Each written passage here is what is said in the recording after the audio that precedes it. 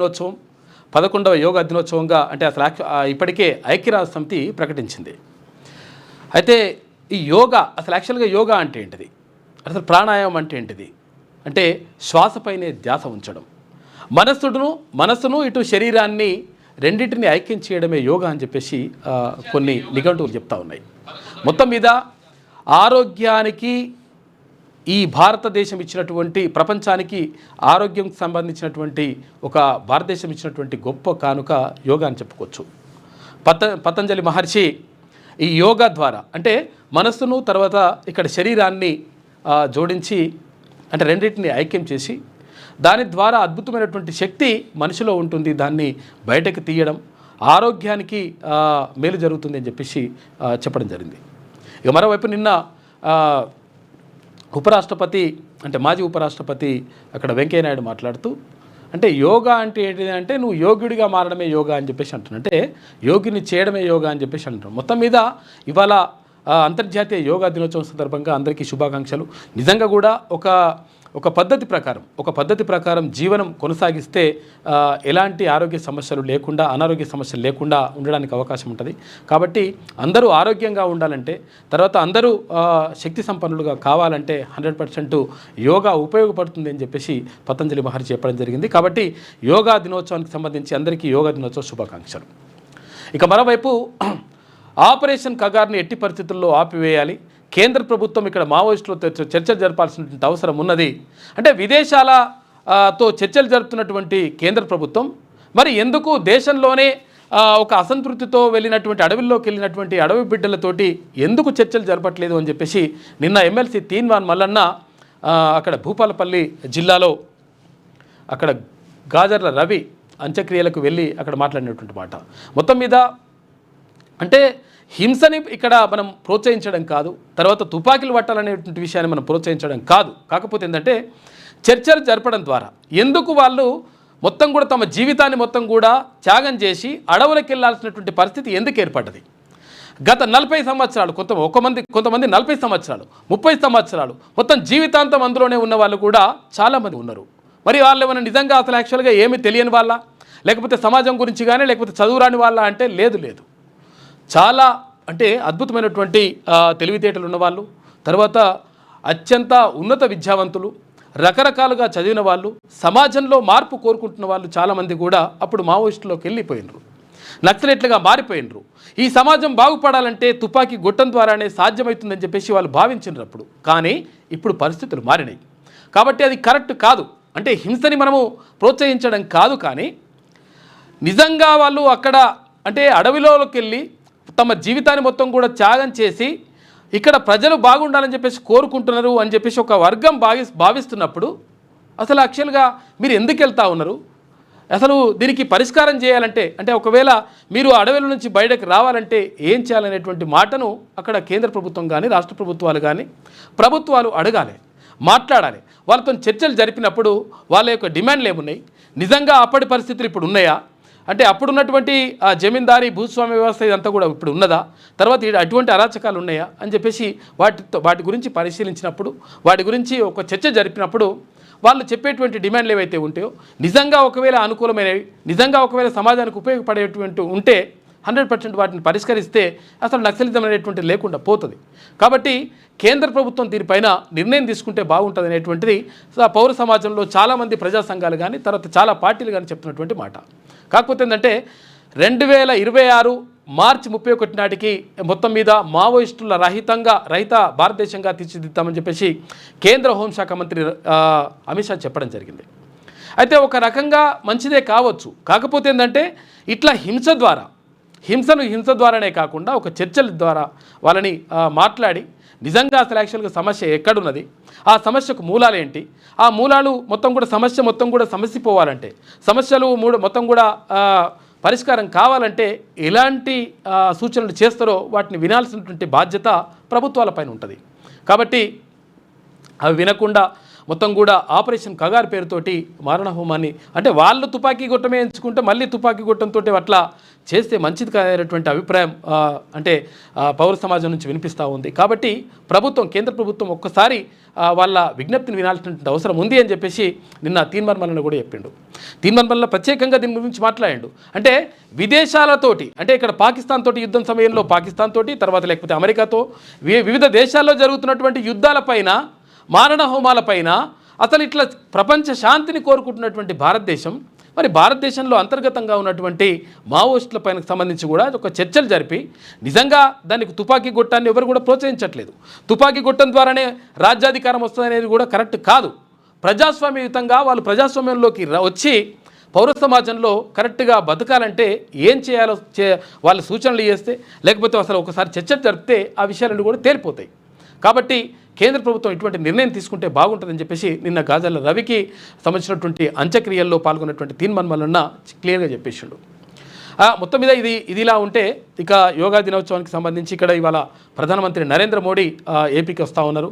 ఇక్కడ విశాఖ సాగర తీరంలో ఇక్కడ యోగా డే నిర్వహిస్తూ ఉన్నారు. ప్రపంచ యోగా డే నిర్వహించాలని చెప్పేసి భావిస్తూ ఉన్నారు. అక్కడ ఏర్పాట్లు జరుగుతూ ఉన్నాయి. ఇక మరోవైపు ఫోన్ ట్యాపింగ్కి సంబంధించి మొత్తం మీద అక్కడ ఎస్ఐబి చీఫ్గా ఉన్నటువంటి ప్రభాకర్ రావు నిన్న ఒక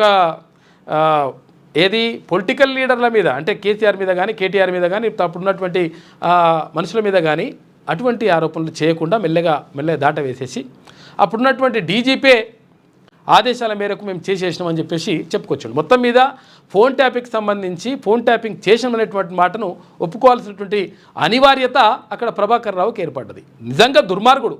నిజంగా ఆయన ఏం చేసినా కానీ పాపం లేదు. ఎందుకంటే కొన్ని వేల మంది ఫోన్లను మొత్తం కూడా అంటే అక్కడ జర్నలిస్టులే కానీ తర్వాత రాజకీయ నాయకులే కానీ ప్రతిపక్షాలే కానీ సొంత పార్టీ నేతలే కానీ అక్కడ జడ్జీలే కానీ రకరకాలుగా ఫోన్లు విని కావలసినంత దుర్మార్గాన్ని కావలసినంత పాపాన్ని ముట్టగట్టుకున్నాడు. ఆయన ఒకడే కాదు ఇంకో కొంతమంది బ్యాచ్ ఉన్నదంతా. ఆ బ్యాచ్కి 100% శిక్ష పడాలని చెప్పేసి చాలామంది కోరుకుంటా ఉన్నారు. ఇంకా చాలా విషయాలు మనం మాట్లాడుకుందాం. మనకి మిస్టర్ ముందుగా ఈనాడు దినపత్రికను చూద్దాం. చర్చలపై భేషజాలు లేవు, అవసరమైతే ఏపీ సీఎంను మేమే ఆహ్వానిస్తాం, అదే సమయంలో తెలంగాణ హక్కులను వదులుకోం. 23న మంత్రివర్గంలో చర్చించే నిర్ణయం. బనకచెర్ల ప్రాజెక్టుపై సీఎం రేవంత్ రెడ్డి స్పష్టీకరణ. ఇక సమస్యలకు మూల కారణం కేసీఆర్ హరీష్ రావులేనని ఆరోపణ. భాజపాకు భరాసా అవయవదానంలా సీట్లు ఇచ్చిందని విమర్శ. అందుకే కిషన్ రెడ్డి కేటీఆర్కు లైజనింగ్ ఆఫీసర్లా పనిచేస్తున్నారని చెప్పేసి ఎద్దేవా చేసిండు నిన్న ముఖ్యమంత్రి రేవంత్ రెడ్డి. ఇరు రాష్ట్రాలు కూర్చొని మాట్లాడుకుంటే గోదావరి బనకచెర్ల సమస్య పరిష్కారం అవుతుంది. ఇది చర్చించుకోవడంలో మాకేమీ బేస్జాలు లేవు. ఇలా చర్చించుకోవడంలో మాకేమీ బేస్జాలు లేవు. అలాగని తెలంగాణ హక్కులను కోల్పోవడానికి సిద్ధంగా లేవని చెప్పేసి ముఖ్యమంత్రి రేవంత్ రెడ్డి స్పష్టం చేశారు. శుక్రవారం ఆయన ఢిల్లీలోని తన అధికార నివాసంలో విలేకరులతో ఇష్టాగోష్ఠిగా మాట్లాడారు. తెలంగాణ ప్రయోజనాలను ఆంధ్రప్రదేశ్ తాకట్టు పెట్టింది. ఆంధ్రప్రదేశ్కు తాకట్టు పెట్టింది మాజీ సీఎం కేసీఆర్, ఆనాటి ఇరిగేషన్ శాఖ మంత్రి హరీష్ రావులేనని ఆరోపించారు. ఇక కృష్ణా జలాల్లో తెలంగాణకు 299 టీఎంసీల వాటా సరిపోతుందని 2015లో లేఖ ఇచ్చింది హరీష్ రావేనని, గోదావరి వరద నీటిని పెన్నా పరివాహక ప్రాంతానికి తరలించడానికి అభ్యంతరం లేదంటూ 2016 నాటి ఎఫెక్స్ కౌన్సిల్లో చెప్పింది కేసీఆర్ అని ధ్వజమెత్తారు. అందుకు సంబంధించిన లేఖలు మీటింగ్ మినిట్స్ను రేవంత్ రెడ్డి నిన్న మీడియాకు విడుదల చేసిండు. వాస్తవానికి జరిగింది ఇదే. ఏమైంది అసలు యాక్చువల్గా 2015లో అప్పుడు ముఖ్యమంత్రిగా ఉన్నటువంటి కేసీఆర్ ఏం చేసిండు? అసలు కృష్ణా జలాల్లో మీ వాటా ఎంత, మేము అసలు యాక్చువల్గా వాటా గురించి ఒక కొట్లాట జరుగుతూ ఉంటే 811 టీఎంసీలు ఉంటే అంతలో 555 టీఎంసీలు తెలంగాణకు దక్కాల్సినటువంటి వాటా. అయితే 555 టీఎంసీలు దక్కాల్సి ఉంటే అప్పుడున్నటువంటి ముఖ్యమంత్రిగా ఉన్నటువంటి కేసీఆర్, తర్వాత అప్పుడు భారీ నీటిపారుదల శాఖ మంత్రిగా ఉన్నటువంటి హరీష్ రావు ఏం చేసిండు? సంతకం పెట్టొచ్చారు. ఏమని సంతకం పెట్టొచ్చారు? 555 టీఎంసీలు ఏం అవసరం లేదు, మాకు 299 టీఎంసీలు అయితే సరిపోతాయి, మేము ఇవి వాడుకుంటానికే మొత్తం టైం మాకు ఆడికాడికి సరిపోతాయని చెప్పేసి సంతకం పెట్టొచ్చారు. ఇప్పుడు హరీష్ రావు ఏం మాట్లాడుతున్నాడు? ఇదంతా కూడా రేవంత్ రెడ్డి చేసిండు, ఇప్పుడున్నటువంటి ముఖ్యమంత్రి ఇదంతా కూడా ఎక్కడ చంద్రబాబుకు తాకట్టు పెడుతున్నటువంటి మాటను చెప్తున్నారు. అంటే వీళ్ళు అబద్ధాలు చెప్పడంలో, నిజంగా అబద్ధాన్ని నిజంగా నమ్మించడంలో సిద్ధహస్తులు వాళ్ళు. కాకపోతే ఏంటంటే చేసిన పాపం వాళ్ళే చేసిండ్రు. ఆ మినిట్స్ అప్పుడు ఉన్నటువంటి ఇప్పుడు ఏదైతే మినిట్స్ ఉంటాయో అవన్నిటిని కూడా ముఖ్యమంత్రి రేవంత్ రెడ్డి నిన్న బయట పెట్టేసిండు కథ. కాబట్టి ఎట్టి పరిస్థితుల్లో చర్చలు జరుపుతాము. అక్కడ ఏపీ ప్రభుత్వంతో అక్కడ ఉన్నటువంటి ముఖ్యమంత్రితోటి చంద్రబాబుతో చర్చలు జరుపుతాము. కాకపోతే ఏంటంటే 100% తెలంగాణ హక్కులను ఎట్టి పరిస్థితుల్లో హక్కులకు భంగం కలగకుండా చూస్తామనేటువంటి మాట చెప్పిండు. ఆ భంగం కలగకుండా చూడాల్సినటువంటి బాధ్యత 100% ప్రభుత్వం పైన ఉన్నది. ఇప్పుడున్నటువంటి నీటిపారుదల శాఖ మంత్రి అక్కడ ఉత్తమ్ కుమార్ రెడ్డి పైన కూడా ఉన్నది. కాబట్టి దీనిపైన ప్రత్యేకంగా అట్లా శ్రద్ధ తీసుకొని తెలంగాణ హక్కులకు, తెలంగాణ నీటి పంపకాల్లో తెలంగాణకు అన్యాయం జరగకుండా చూడాల్సినటువంటి బాధ్యత మాత్రం 100% ఉన్నది. అటు కేంద్ర ప్రభుత్వం కూడా స్పందించాలి. ఏమంటారు కేంద్ర ప్రభుత్వంలో ఇప్పుడు కిషన్ రెడ్డి గారు ఏమంటున్నారు? లేదు, ఇరు రాష్ట్రాలకు అనుకూలంగా మరి ఏం చేస్తారో చూడాలి. మరి 100% తెలంగాణ విషయంలో మాత్రం ఎట్టి పరిస్థితుల్లో అన్యాయం జరగడానికి వీల్లేదు. అప్పుడే వాళ్ళు ఏంది మిగులు జలాలు తీసుకుపోతా అని చెప్పేసి అక్కడ పోతిరెడ్డిపాడుకు బొక్క పెట్టిండ్రు. అక్కడ రాయలసీమ లిఫ్ట్ ఇరిగేషన్ అది కథ నడిచింది. రకరకాలుగా మొత్తం కూడా నడిచినాయి. కాబట్టి ఇప్పుడు కూడా గోదావరిని మిగులు జలాలను తీసుకొని పోయి మేము ఇది బనకచర్ల కట్టుకుంటామని చెప్తున్నారు. కాబట్టి దీనికి సంబంధించి 100% జాగరూకతతో ఉండాలి. 100% తెలంగాణ రైతాంగానికి కానీ తెలంగాణకు వచ్చేటువంటి నీటి వాటా విషయంలో ప్రభుత్వం గట్టిగా కొట్లాడాల్సిన అవసరం, బాధ్యత కూడా 100% ఉన్నది. విభజన చట్టం ప్రకారం గోదావరిపై పోలవరం ప్రాజెక్టుకు మాత్రమే అనుమతులు ఉన్నాయి. దానికి ఏ మార్పులు చేసినా తెలంగాణ నుంచి అనుమతి తీసుకోవాల్సిందే. బనకచెర్ల పోలవరానికి అనుబంధంగా నిర్మిస్తున్నందున మా అనుమతి తప్పనిసరి అని చెప్పేసి నిన్న ముఖ్యమంత్రి రేవంత్ రెడ్డి మాట్లాడాడు. ఇక ఏ రాష్ట్రంతోనూ వివాదాలు కోరుకోం.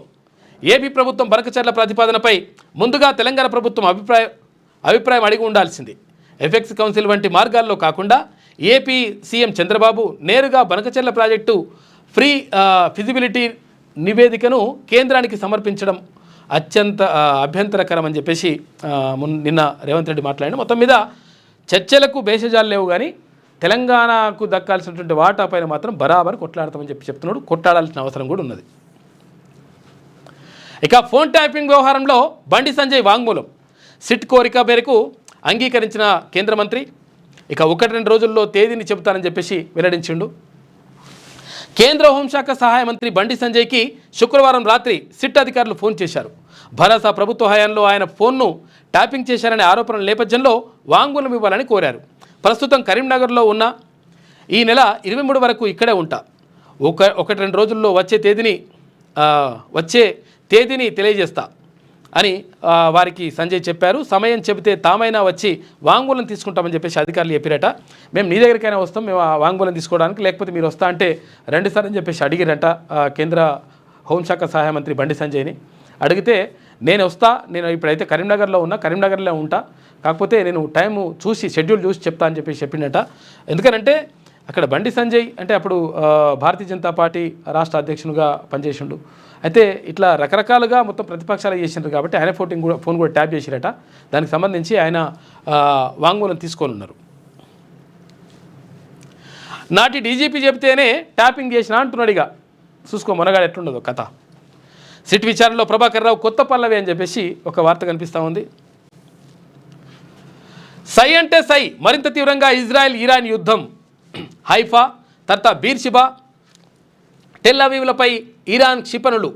ఇక ఇరాన్ పైకి దూసుకెళ్లిన 60 యుద్ధ విమానాలు. ఆ దేశ రక్షణ పరిశోధనా కేంద్రం ధ్వంసమైంది. ఇక ఇరాన్ క్షిపణి దాడిలో ఇజ్రాయెల్లోని బీర్షిబాలో ధ్వంసమైన బహుళాంతస్తుల భవనం, ఇందులోనే మైక్రోసాఫ్ట్ కార్యాలయం కూడా ఉందట. దాన్ని ఖతం చేసి పడేసారు. అన్నీ మొత్తం బాంబులు వీళ్ళు వాళ్ళ మీద వేస్తున్నారు, వాళ్ళు వీళ్ళ మీద వేస్తున్నారు. ఇజ్రాయెల్ తర్వాత ఇక్కడ ఇరాన్ బాంబుల వర్షం కురిపించుకుంటున్నాయి. సాగుకాలం వచ్చినా నత్తనడకే. గతేడాది వర్షాలు వరదలకు పలు సాగునీటి వనరులకు నష్టం జరిగింది. ఇంకా అసంతృప్తిగానే మరమ్మత్తు పనులు అని చెప్పేసి చెప్తా ఉన్నారు. సాగుకాలం సమీపించిన రాష్ట్రంలో కాలువలు, చెరువులు, కుంటలు మరమ్మతులు పూర్తి కావడం లేదు.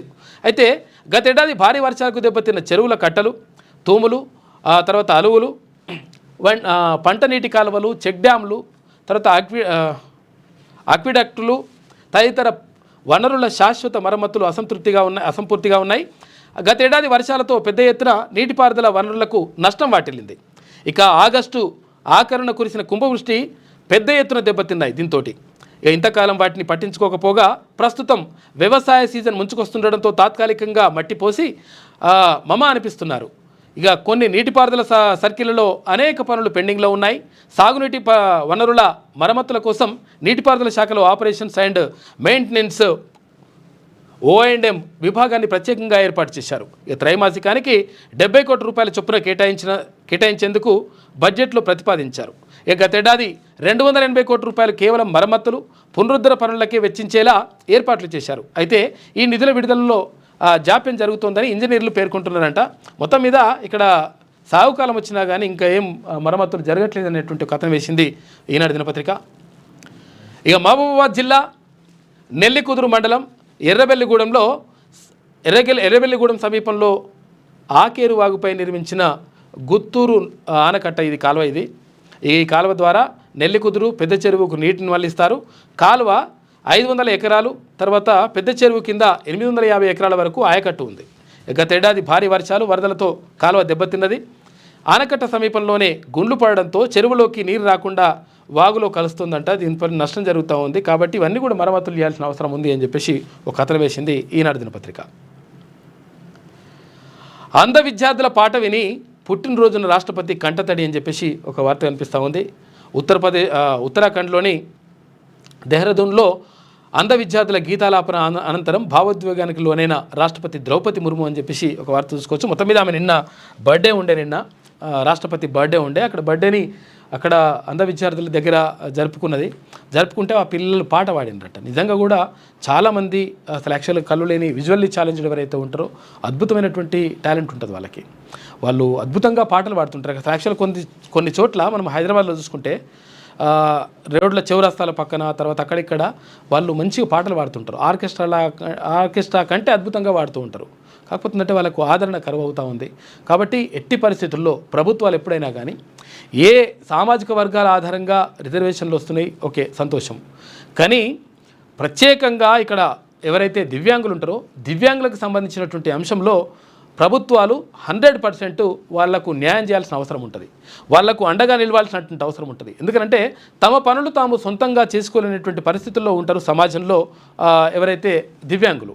కాబట్టి దివ్యాంగులకు అండగా ఉండాలి.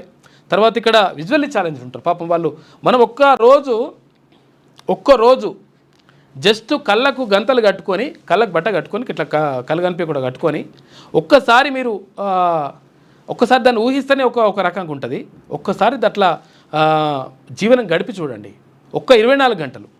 కానీ వాళ్ళు జీవితాంతం కూడా కళ్ళు కనిపించకుండా అసలు యాక్చువల్గా లోకం ఎట్లో తెలియకుండా ఈ రంగుల ప్రపంచం ఏందో కూడా తెలియకుండా వాళ్ళు బతుకుతూ ఉన్నారు. కాబట్టి వాళ్లకు 100% అండగా ఉండాల్సినటువంటి బాధ్యత అవసరం ప్రభుత్వం పైన ఉంటుంది. కాబట్టి వాళ్ళకు ప్రత్యేకంగా సంక్షేమ కార్యక్రమాలు ఏమైనా ఉంటే వాళ్ళ విషయంలో మాత్రం, అంటే దివ్యాంగుల విషయంలో ఇక్కడ కాళ్ళు లేకుండా చేతులు లేకుండా రకరకాలుగా అక్కడ మానసిక వికలాంగులు రకరకాలుగా ఇబ్బందులు పడుతూ ఉంటారు. కాబట్టి వాళ్ళ విషయంలో 100% ప్రభుత్వాలు సానుకూలంగా ఉండాలి.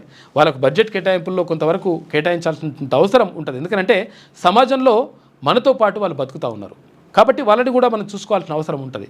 కాబట్టి ప్రభుత్వాలు ఆ దిశగా ఆలోచిస్తే మంచిగా ఉంటుంది. ఆమె నిన్న బర్త్డే సందర్భంగా అక్కడ వాళ్ళ పిల్లలు పాట పాడితే ఆమె కూడా ఏడ్చింది. రాష్ట్రపతి 100 కోట్ల రూపాయలతో అంబేద్కర్ పరిశోధన కేంద్రం ఇక 6 నెలల్లో అంబేద్కర్ వర్సిటీలో ప్రారంభించేందుకు కసరత్తు.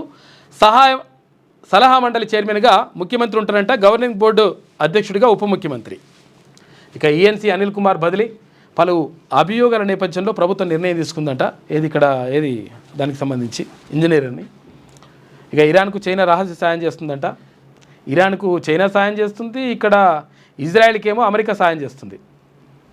ఇక్కడ ఈయన భుజం మీద తుపాకీ పెట్టేమో ట్రంప్ కాలుస్తున్నాడు, ఇక్కడ పెట్టేసేమో ఇటు చైనోడు కాలుస్తున్నాడు. మరి ఎక్కడ పోతుందో ఈ కాల్చుడు.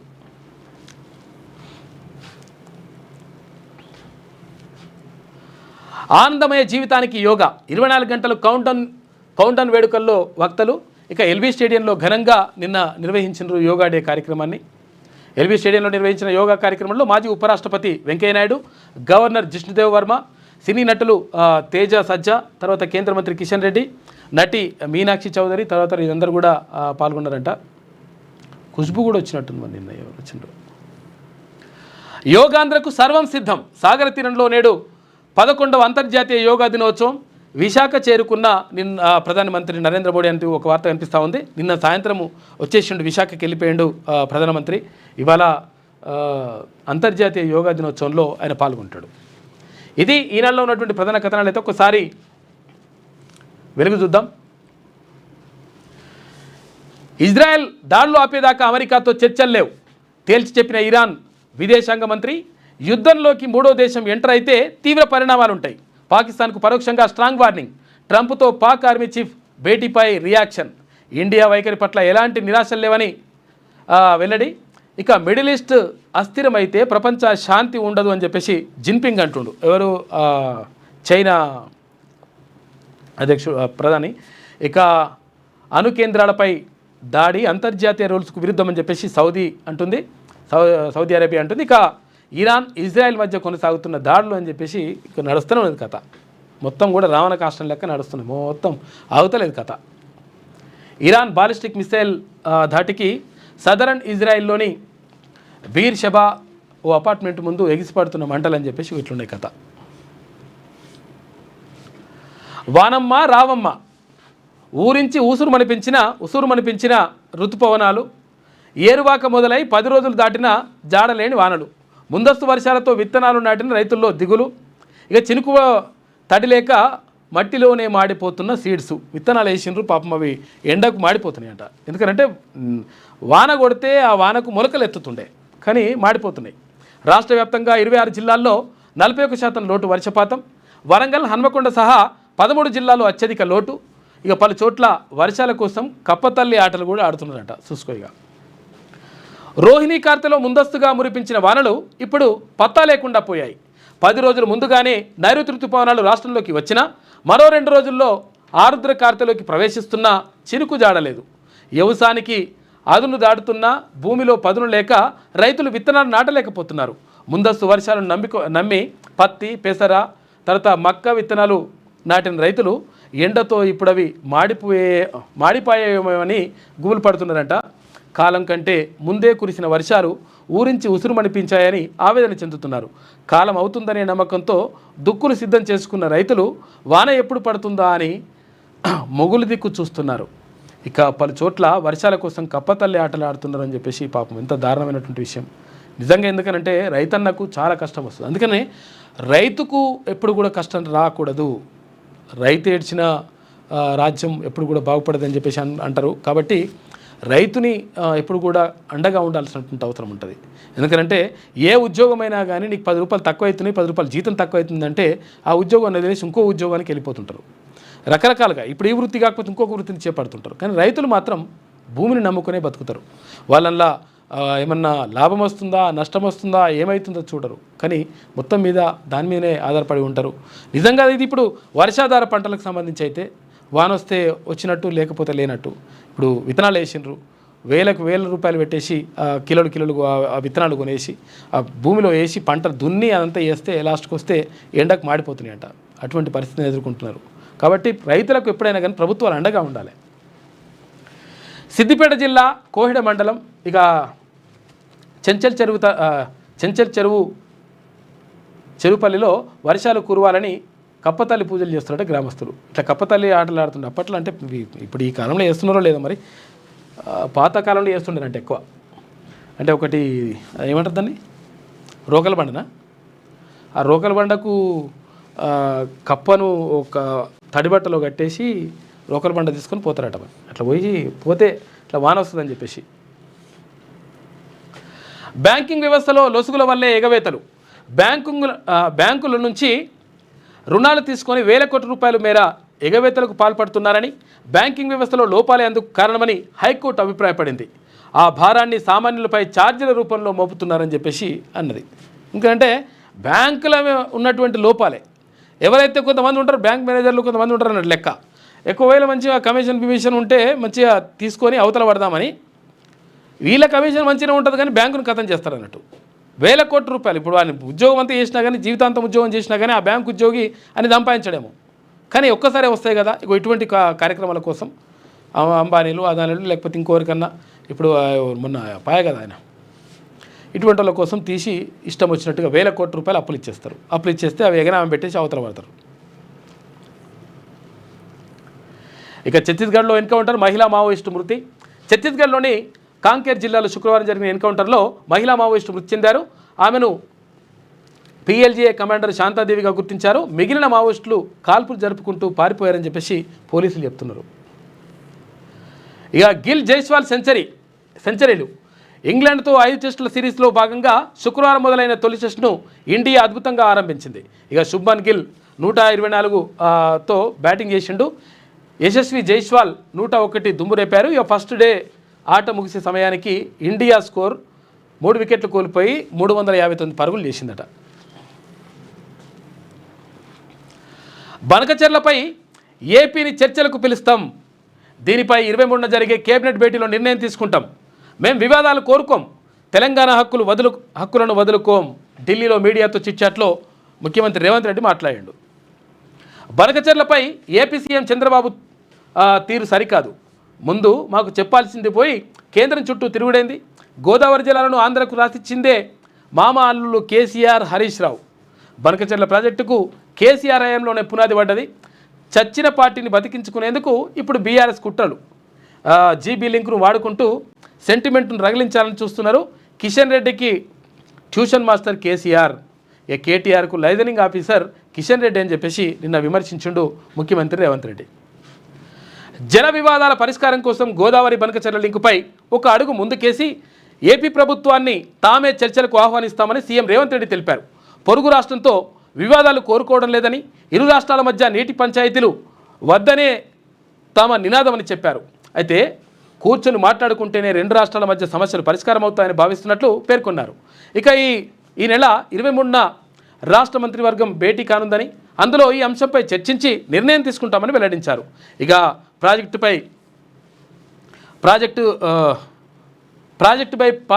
చర్చించుకొని న్యాయ సాంకేతిక పరంగా పరిష్కరించుకుందామని ఏపీ సీఎం చంద్రబాబు పిలుపునిచ్చారు.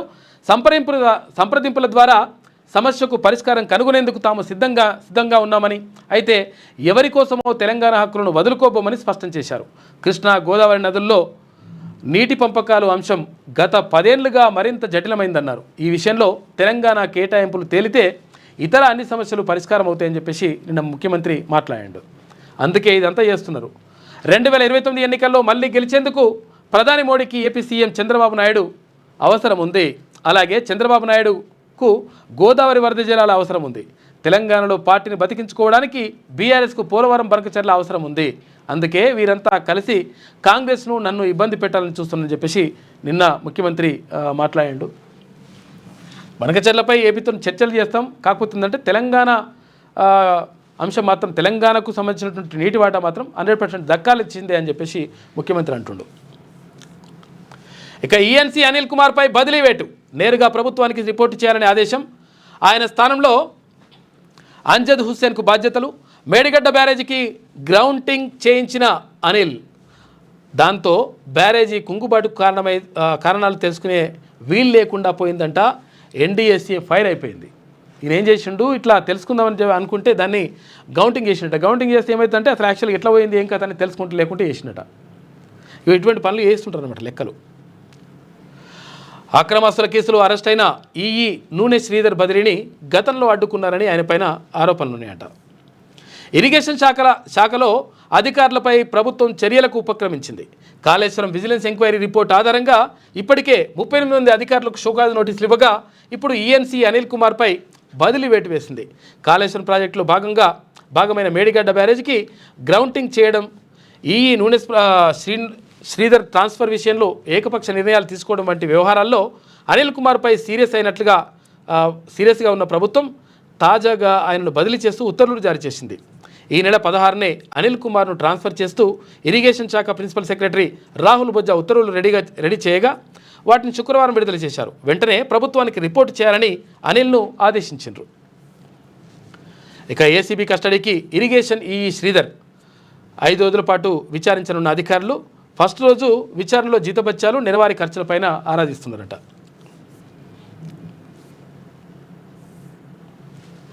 ఇంగ్లీష్ మాట్లాడడం సిగ్గుచేటు కాదు, దేశంలోని ప్రతి బిడ్డకు నేర్పించాలని చెప్పేసి రాహుల్ గాంధీ అంటున్నాడు. పేదలకు ఇంగ్లీష్ను దూరం చేసేందుకు బీజేపీ ఆర్ఎస్ఎస్ కుట్ర. ఇక పేద పిల్లలు ఆ భాషను నేర్చుకోవడం వారికి ఇష్టం లేదని ఫైర్. హోంమంత్రి అమిత్ షా వ్యాఖ్యలకు రాహుల్ గాంధీ కౌంటర్ వేసిండు. మొత్తం మీద ఇక్కడ కేంద్ర హోంమంత్రి అమిత్ షా ఏమనంటే ఇంగ్లీష్ భాష మాట్లాడాలనుకునే వాళ్ళు అంటే కావాలని చెప్పేసి మాట్లాడే వాళ్ళు సిగ్గుపడే రోజు వస్తుందని చెప్పేసి మాట్లాడిండు. దానిపైన మొత్తం కూడా దేశవ్యాప్తంగా వివాదం కొనసాగుతూ ఉంది. అయితే ఏదేమైనప్పటికీ ఆయన ఉద్దేశం ఏమై ఉంటుందంటే అసలు యాక్చువల్గా మన భాషను వదిలిపెట్టి మన మాతృభాషను వదిలిపెట్టి తర్వాత ఇక్కడ భారతీయ భాషను వదిలిపెట్టి ఇంగ్లీష్ నేర్చుకోవడం తప్పేం కాదు. ఇంగ్లీష్ 100% నేర్చుకోవాలి, తప్పేం కాదు. కాకపోతే ఏంటంటే మన వాళ్ళ దగ్గర మాట్లాడేటప్పుడు ఇప్పుడు తెలుగు మాట్లాడే వాళ్ళు ఉన్నప్పుడు తెలుగు మాట్లాడే వాళ్ళ దగ్గర ఉన్నప్పుడు తెలుగు మాట్లాడే అవకాశం ఉన్నప్పుడు కూడా స్టైల్ కోసం లేకపోతే హెచ్చుల కోసం కొంతమంది ఏం చేస్తుంటారంటే మేము తెలివి కల్లోలం అనుకుంటారు. భాష అనేటువంటిది నాలెడ్జ్ కాదు, భాష అనేటువంటిది జ్ఞానం కాదు. భాష అనేటువంటిది భావ ప్రకటనకు ఒక ఉత్తమమైనటువంటి సాధనం భాష. కాబట్టి భావ ప్రకటన కోసం ఉపయోగపడుతుంది తప్ప జ్ఞానార్జనకు ఒకవేళ అందులో ఉన్నటువంటి జ్ఞానాన్ని తీసుకోవడానికి ఉపయోగపడుతుంది, కానీ భాషనే జ్ఞానం కాదు. చాలామంది ఏమనుకుంటారంటే భాష అంటే జ్ఞానంగా ఫీల్ అవుతుంటారు. జ్ఞానం వేరు, భాష వేరు. భాష అంటే ఒక విషయాన్ని చెప్పడానికి ఒక ఉపయోగపడేటువంటి ఉత్తమమైన సాధనంగా ఉంటుంది తప్ప ఇది కాదు. అయితే ఇక్కడ ఏం జరుగుతూ ఉంది అయితే అమిత్ షా గారి ఉద్దేశం ఏమై ఉండొచ్చు అంటే భారతీయ భాషలను మొత్తం కూడా కనుమరుగు చేసుకుంటే మన భాషలను వదిలిపెట్టి మొత్తం ఇంగ్లీష్నే మీదనే వ్యామోహం మీద ఉంటే బాగుండదు అనేటువంటి ఉద్దేశం అయి ఉండొచ్చు. కానీ ఏమవుతుందంటే ఇంగ్లీష్ మాట్లాడాలనుకునే వాళ్ళు సిగ్గుపడే రోజు వస్తుందని చెప్పేసి అనడం ద్వారా ఇప్పుడు మొత్తం మీద ప్రతిపక్షాలు సీరియస్ అవుతూ ఉన్నాయి. అంటే ఇంగ్లీష్ లేకుండా ఎట్లయితుంది, ప్రపంచంలో మొత్తం కూడా తిరగాలంటే అన్ని దేశాల్లో పర్యటించాలంటే అంతర్జాతీయ అంశాలు తెలవాలంటే తర్వాత శాస్త్ర సాంకేతిక పరిజ్ఞానం అంతా కూడా ఎక్కువ ఇంగ్లీష్ భాషలో ఉంది. కాబట్టి మరి అది లేకుంటే ఎట్లా అనేటువంటి మాటను కూడా చర్చ జరుగుతూ ఉంది. మొత్తం మీద ఒక వివాదం మాత్రం నడుస్తుంది.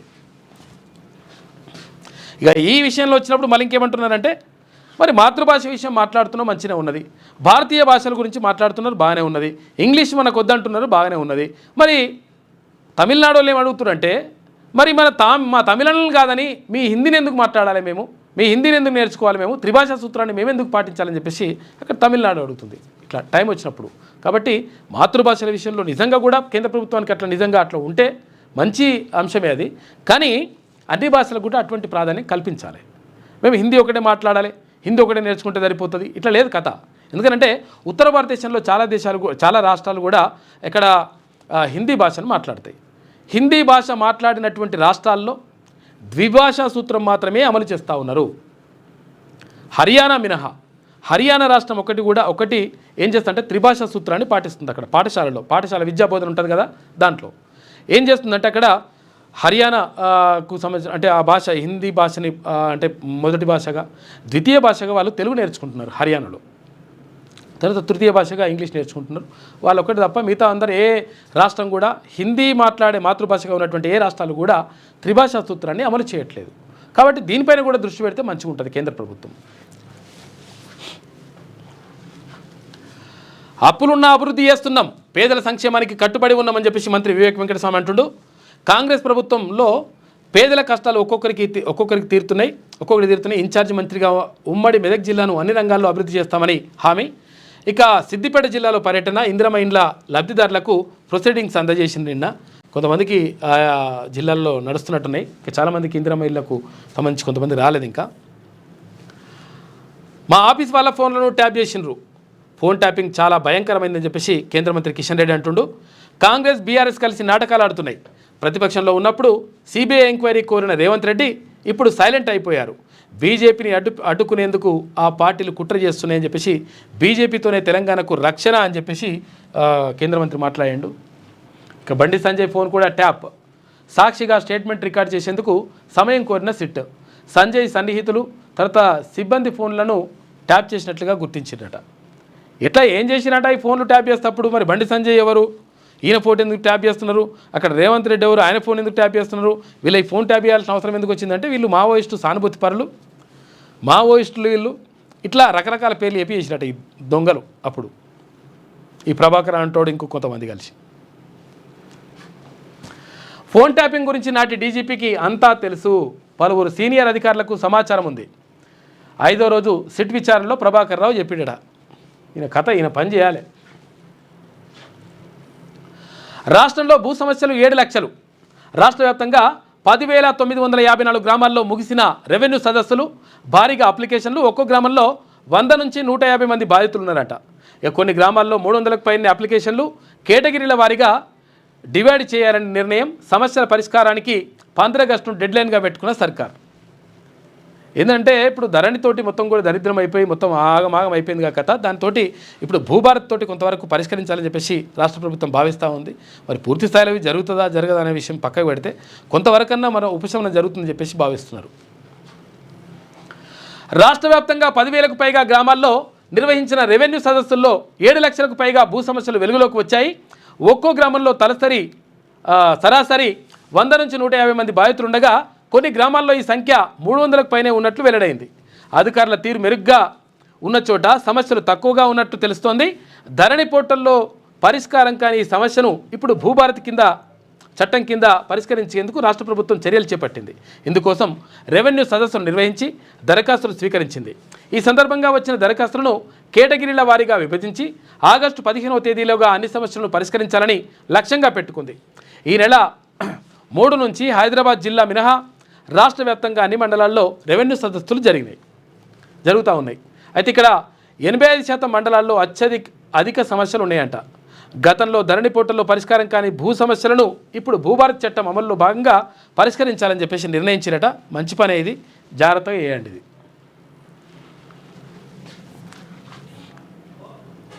ఇక యోగా డే సందర్భంగా ఇరాన్ ఇజ్రాయెల్ ఒకసారి డామ్ అంటున్నది. ఇక్కడ వార్ జరుగుతూ ఉంది. మొత్తం ఎక్కడికక్కడ యుద్ధాలు జరుగుతూ ఉంటే ప్రపంచ శాంతిని కోరుకుంటూ యోగా డే నిర్వహిస్తారని చెప్పేసి ఒకటి కార్టూన్ కనిపిస్తూ ఉంది. ఇది వెలుగు దినపత్రికలో ఉన్నటువంటి ప్రధాన కథనాలు. అయితే ఒకసారి ఆంధ్రజ్యోతి చూద్దాం. ట్రాఫిక్ జామ్ అయితే 3 కిలోమీటర్ల ముందే గూగుల్ చెప్తుందంట. సిగ్నలింగ్ వ్యవస్థ, ట్రాఫిక్ నిర్వహణకు అత్యాధునిక టెక్నాలజీ. గూగుల్ మ్యాపింగ్తో ఐటీఎంఎస్ అనుసంధానం చేస్తున్నారంట. ఈ సంస్థతో ఒప్పందం చేసుకున్న హైదరాబాద్ పోలీసులు నగరం రోడ్లపైకి ప్రతిరోజు 1600 కొత్త వాహనాలు వస్తున్నాయట. 91 లక్షలకు చేరిన వాహనాల సంఖ్య. ఇప్పటికే డ్రోన్లు, హైరేజ్డ్ కెమెరాలతో ట్రాఫిక్ చిక్కులకు చెక్ పెడతామని చెప్పేసి సివి ఆనంద్ అంటూ ఉన్నారు. మొత్తం మీద ట్రాఫిక్ జామ్ అయితే 3 కిలోమీటర్ల ముందే అక్కడ గూగుల్ చెప్పేస్తాట, మీరు ఈ రూట్లో పోతున్నారు కదా, ముందర ట్రాఫిక్ జామ్ అయిపోయింది, రూట్ మార్చుకోరని చెప్తుందట. అట్లా చేస్తున్నట్టు అటువంటి టెక్నాలజీని పోలీసులు తీసుకున్నారు ట్రాఫిక్కు నియంత్రించడం కోసం. మాట్లాడుకుందాం. గోదావరి కృష్ణా జల వివాదాలపై 2 రాష్ట్రాల ముఖ్యమంత్రులు కూర్చొని చర్చిద్దాం. 23న మంత్రివర్గ సమావేశం ఉంది. అందులో బనకచెర్లపై సమాలోచన. ఆ తర్వాత ఒక అడుగు ముందుకేసి చంద్రబాబును చర్చలకు ఆహ్వానిస్తా. ఏపీతో విభేదాలు కోరుకోవడం లేదు, అలాగని రాజీ పడే ప్రసక్తే లేదు. మా ప్రాజెక్టులకు అనుమతులు వస్తే ఏపీ ప్రాజెక్టుపై అభ్యంతరం లేదు. బనకచెర్లపై ఏపీ నేరుగా కేంద్రానికి పిఎఫ్ఆర్ ఇవ్వడంతోనే వివాదం. రాజకీయంగా చచ్చిన బీఆర్ఎస్కు సంజీవినిలా జల వివాదాలు. సాగునీటి విషయంలో తెలంగాణకు అన్యాయం చేసిందే కేసీఆర్, హరీష్ రావు. బనకచెర్లకు బీజం 2016లోనే. అప్పుడే కోర్టుకు ఎందుకు వెళ్ళలేదు? కిషన్ రెడ్డికి కేటీఆర్ ట్యూషన్ మాస్టర్, ఆయన చెప్పిందే చేస్తారు. గత లోక్సభ ఎన్నికల్లో బీజేపీకి బీఆర్ఎస్ అవయవదానం చేసింది. ఢిల్లీలో మీడియాతో ఇష్టాగోష్ఠిలో ముఖ్యమంత్రి రేవంత్ రెడ్డి మాట్లాడిండు. ఇట్లున్నది కథ. మాట్లాడుకుందాం, చర్చలు చేద్దాం.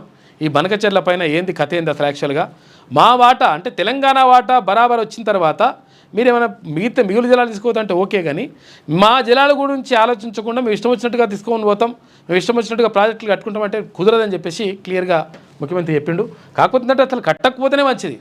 మిగులు జలాలు ఎక్కడి? ఇప్పుడు ఇక్కడ ఉన్న నీళ్ళే సరిపోతున్నామంటే మిగులు జలాలంట. కాంగ్రెస్లో కొండా దుమారం. ఇక మంత్రి కొండా సురేఖ దంపతుల తీరుతో చిచ్చు అంట. మురళీ వ్యాఖ్యలపై ఓరుగల్లు ఎమ్మెల్యేల ఆగ్రహం. నాయన్ రాజేందర్ రెడ్డి నివాసంలో నేతలు భేటీ అయినరు. కొండా దంపతులపై చర్యలు తీసుకోవాలంటూ అధిష్టానానికి ఫిర్యాదు చేయాలని నిర్ణయం తీసుకున్నట. నాపై కడియం శ్రీహరి కుట్రలు చేస్తున్నారు, సీఎంకు పొంగులేటికి లేనిపోనివి చెబుతున్నారు. మీడియాతో చిట్చాట్లో మంత్రి సురేఖ వ్యాఖ్యలు అంటూ ఒక వార్త తెలుసుకోవచ్చు.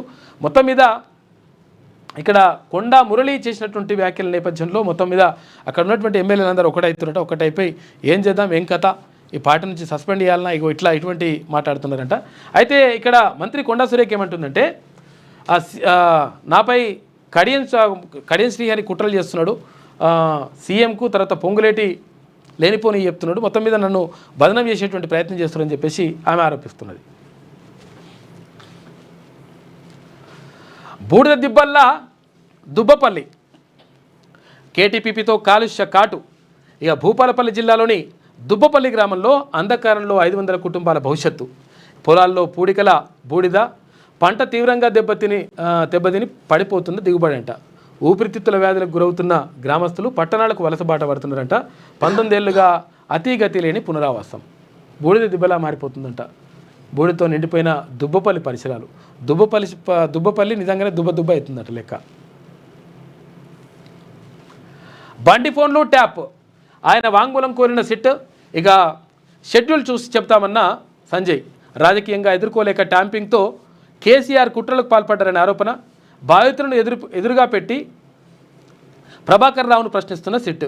బాధితులను ఎదురుగా పెడితే ఏమవుతుందంటే ప్రభాకర్ రావు అని చెప్తే ఏ అంటది. లేకపోతే ఎందుకనంటే బాధితులు లేకపోతే ఇష్టం వచ్చినట్టుగా అబద్ధాలు చెప్పడంలో ప్రభాకర్ రావు సిద్ధహస్తుడే.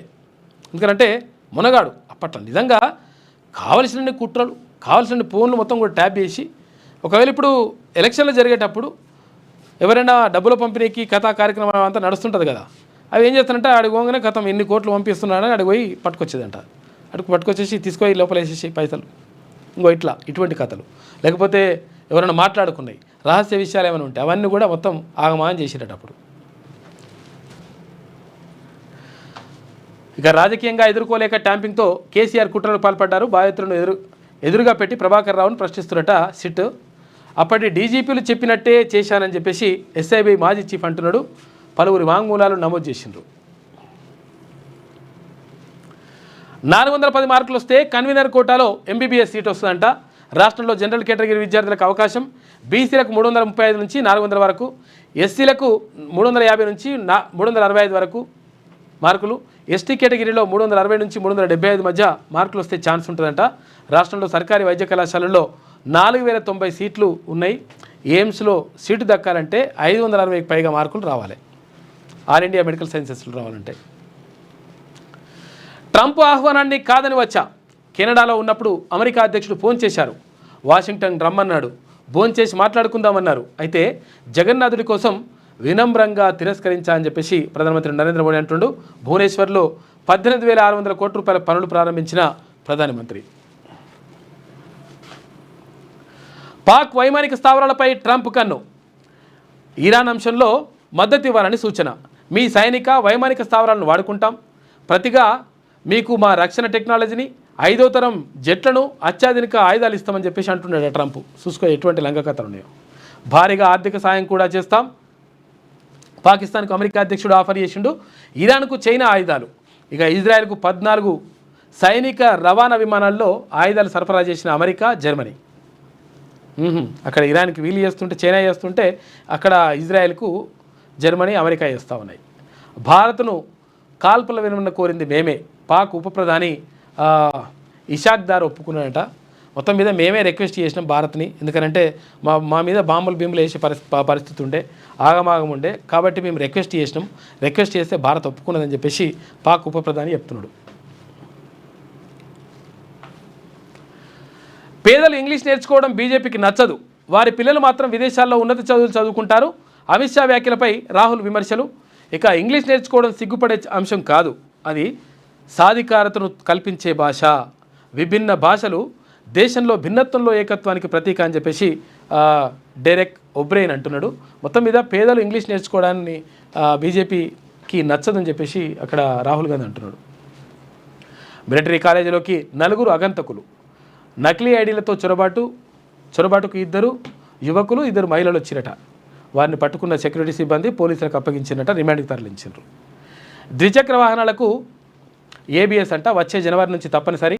ద్విచక్ర వాహనం కొనుగోలు సమయంలో డీలర్లు 2 హెల్మెట్లు ఇవ్వాలంట. త్వరలో వీటిపై నోటిఫికేషన్లు కూడా జారీ చేస్తారట. ఎందుకంటే ఒకటే హెల్మెట్ ఇస్తే ఒకటే పెట్టుకుంటారు. ముందర డ్రైవింగ్ చేస్తూనే పెట్టుకుంటారు, వెనుక ఉంటోళ్ళకు కూడా హెల్మెట్ కావాలి కదా. ఎందుకంటే ప్రమాదం జరిగితే ఇద్దరికి జరుగుతుంది కదా. అందుకని సీట్ బెల్ట్ వెనుకోలు కూడా పెట్టుకున్నట్టుగా ఇక్కడ వెనుక కూర్చుంటోళ్ళు కూడా హెల్మెట్ పెట్టుకోవాలి.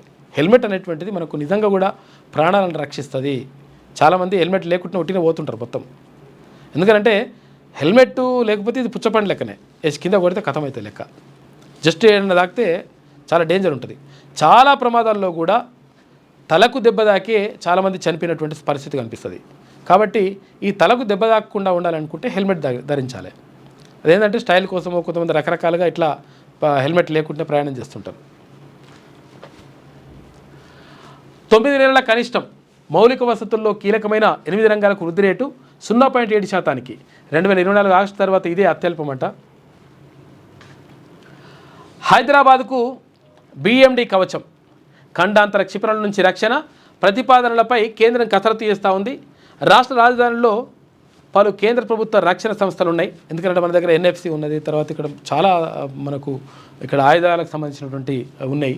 కాబట్టి మనము రక్షణ అవసరం హైదరాబాద్కి. ప్రైవేట్ రంగంలోనూ రక్షణ, వైమానిక రంగాల హబ్గా నగరం ఉన్నది. పాక్తో యుద్ధం నేపథ్యంలో దక్షిణాదికి BMD విస్తరణ అని చెప్పేసి అంటున్నారు.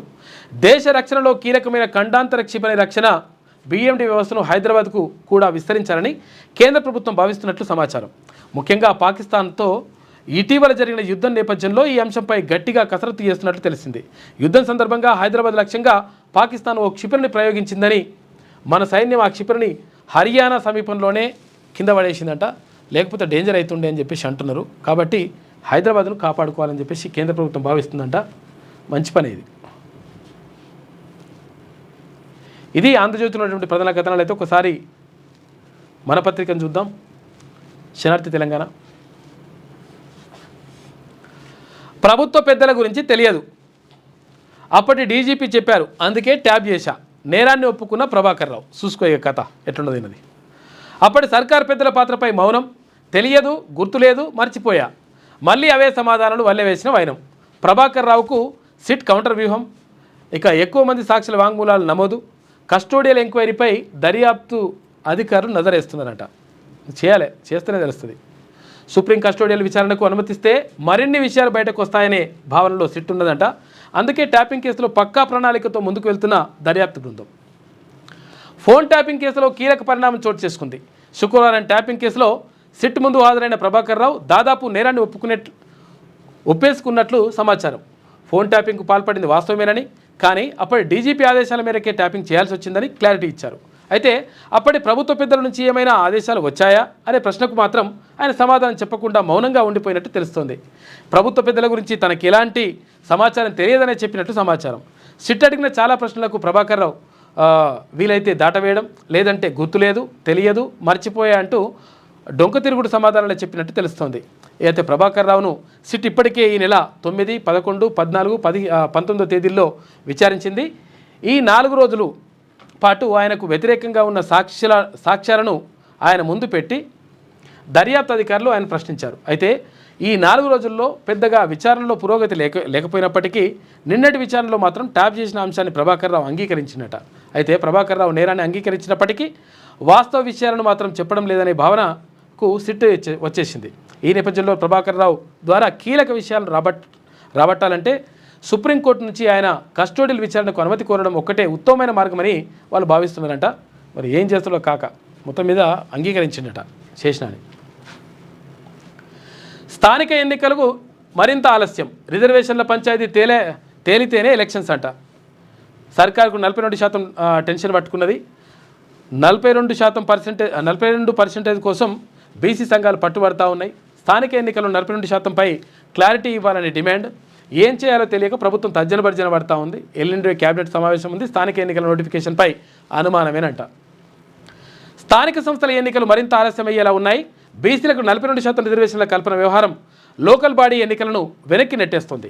జెడ్పీటీసీ, ఎంపీటీసీ, సర్పంచ్ ఎన్నికల్లో బీసీ వర్గాలకు 42% రిజర్వేషన్ కల్పించిన తర్వాతే స్థానిక సంస్థల ఎలక్షన్స్కు వెళ్లాలని బీసీ వర్గాలు పట్టుబడుతున్నాయి. దీంతో 42% బీసీ రిజర్వేషన్ల పెంపు, జెడ్పీటీసీ, ఎంపీటీసీ, సర్పంచ్ ఎన్నికల నిర్వహణ రాష్ట్ర ప్రభుత్వానికి పెద్ద సవాల్గా మారింది. కామారెడ్డి, ఉదయపూర్ డిక్లరేషన్లో కాంగ్రెస్ పార్టీ బీసీలకు పెద్దపీట వేస్తామని చెప్పింది. విద్యా, ఉద్యోగ, స్థానిక సంస్థల ఎన్నికల్లో బీసీలకు 42% రిజర్వేషన్లు కల్పిస్తామని స్పష్టమైన హామీ ఇచ్చింది. అందుకు అనుగుణంగా తెలంగాణలో కులగణన చేపట్టి ఆ తర్వాత విద్యా, ఉద్యోగ, స్థానిక సంస్థల్లో బీసీలకు 42% రిజర్వేషన్ కల్పించే బిల్లుకు రాష్ట్ర శాసనసభ ఆమోద ముద్ర కూడా వేసింది. అయితే ఈ బిల్లులకు కేంద్ర ప్రభుత్వం నుంచి మోక్షం లభించకపోవడం, 9వ షెడ్యూల్ను మోడీ సర్కార్ సవరించేందుకు పూనుకోకపోవడంతో బీసీ బిల్లు చట్టంగా మారలేదు. ఈ బిల్లును పార్లమెంట్లో పాస్ చేయించేందుకు కాంగ్రెస్ పార్టీ ముఖ్యమంత్రి రేవంత్ రెడ్డి కూడా పెద్దగా ప్రయత్నాలు చేయకపోవడంతో ఇప్పుడు ఇబ్బంది అవుతూ ఉందంట. మొత్తం మీద ఇక్కడ స్థానిక సంస్థల ఎన్నికలు జరపాలంటే బీసీలకు స్థానిక సంస్థల్లో 42% రిజర్వేషన్ ఇవ్వాల్సినటువంటి అనివార్యత ఏర్పడ్డది. మరి ఏం చేస్తారో చూడాలి. అందుకని అవుతున్నాయి, లేట్ అవుతుందంట.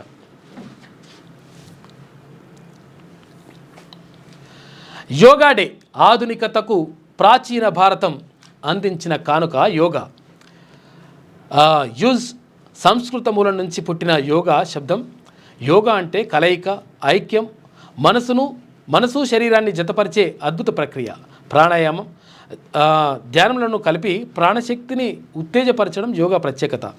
యోగా మూలపురుషుడు పతంజలి మహర్షి మనసు శరీరాన్ని అధ్యయనం చేసిన గొప్ప శాస్త్రవేత్త. యోగాను ప్రపంచానికి పరిచయం చేసిన వివేకానందుడు. ఇక ఒత్తిడికి రిలీఫ్ టానిక్, సర్వరోగ నివారణి యోగా. ఇవాళ యోగాతో మేల్కొంటున్న ప్రపంచం అని చెప్పేసి ప్రత్యేక కథనం వేసింది శరత్ తెలంగాణ దినపత్రిక. ఇవాళ ప్రపంచ యోగా దినోత్సవం.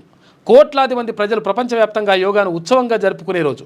అది యోగి నుంచి ఆధునిక మానవునకు ప్రాచీన భారతీయ శాస్త్రవేత్తలు అందించిన అద్భుత కానుక యోగా. ఇక ఆరోగ్య సంపదను పెంచే అమోఘమైనటువంటి ఆనంద యోగా. శబ్దం యూజ్ అనే సంస్కృత మూలం నుంచి వచ్చింది. యోగా అంటే కలయిక, ఐక్యం అని అర్థం. మనసు శరీరాన్ని జతపరిచే అద్భుత ప్రక్రియ ఇది. శ్వాస మీద ధ్యాస పెట్టే ప్రాణాయామం, ధ్యానం, యోగా ప్రక్రియలో జత కలిసి ప్రాణశక్తిని ఉత్తేజపరచడం ప్రత్యేకంగా చెప్పవచ్చు. అయితే యోగాకు మూలపురుషుడు పతంజలి మహర్షి.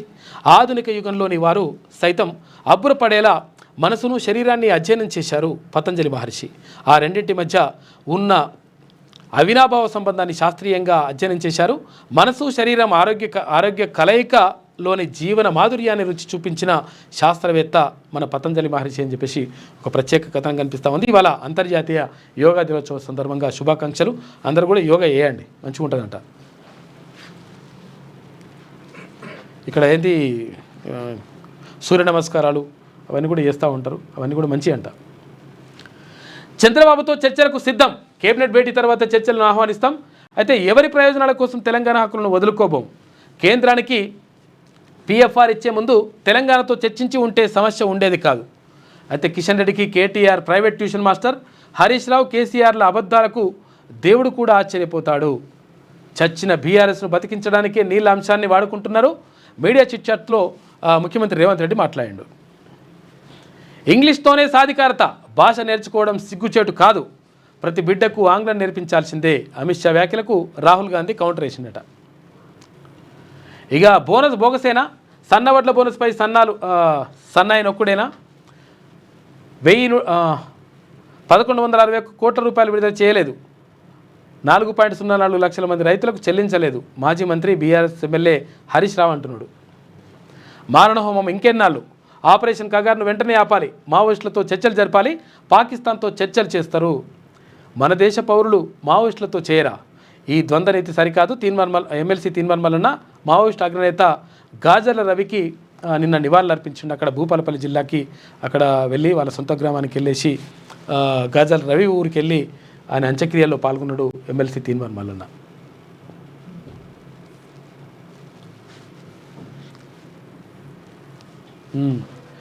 మావోయిస్టులపై కేంద్ర సర్కార్, ఛత్తీస్గఢ్ ప్రభుత్వాలు జరుపుతున్న మారణహోమాన్ని వెంటనే ఆపేయాలని శాసనమండలి సభ్యులు ఎమ్మెల్సీ తీన్మర్మలన్న అన్నారు. జయశంకర్ భూపాలపల్లి జిల్లా టేకుమల్ల మండలం వెలిశాల ముద్దుబిడ్డ పోలీస్ ఎన్కౌంటర్లో చనిపోయిన మావోయిస్ట్ పార్టీ అగ్రనేత కేంద్ర కమిటీ సభ్యులు గాజర్ల రవి మృతదేహానికి మల్లన్న నివాళులర్పించారు. ఈ సందర్భంగా రవి సోదరుడు గాజర్ల అశోక్ను కలిసి ప్రగాఢ సానుభూతిని తెలియజేశారు.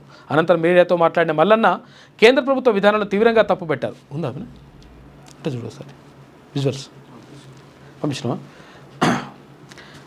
తీవ్రంగా తప్పుపెట్టారు. కేంద్ర ప్రభుత్వం ఛత్తీస్గఢ్ సర్కార్ ఇంకెన్నాళ్ళు ఈ మారణహోమాన్ని సృష్టిస్తారో అర్థం కావడం లేదని ఆవేదన వ్యక్తం చేశారు. ఇప్పటికైనా ప్రభుత్వాలు దిగొచ్చి వెంటనే మావోయిస్టులతో చర్చలు జరపాలని డిమాండ్ చేశారు. అలా కాకుండా మావోయిస్టులను దొరకబట్టి బూటకు ఎన్కౌంటర్లు చేయడం అత్యంత బాధాకరమన్నారు. ఇలాంటి చర్యలు ప్రజాస్వామ్యానికి పూర్తి విరుద్ధమని హెచ్చరించారు. భారత్ పాకిస్తాన్ యుద్ధాన్ని చర్చల ద్వారా పరిష్కరించుకున్న కేంద్ర ప్రభుత్వం మన దేశ పౌరులైన మావోయిస్టులతో మాత్రం ఎందుకు చర్చలు జరపలేదని చెప్పేసి ఆయన ప్రశ్నించాడు. ఇక ఇదెక్కడి ద్వంద్వ నీతి అని అర్థం కావడం లేదన్నారు. ఇప్పటికైనా కేంద్ర సర్కార్ మావోయిస్టుల పట్ల సానుకూల దృక్పథం వ్యవహరించాలన్నారు. వెంటనే వారిని చర్చలకు ఆహ్వానించాలన్నారు.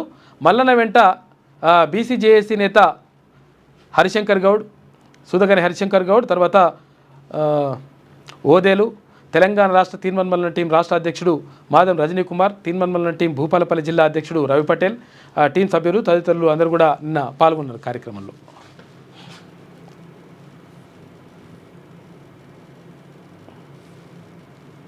ఇక భారత్ శుభారంభం. ఇంగ్లాండ్ తొలి ఇన్నింగ్స్లో 359 మార్క్స్ దాటిన టీమిండియా.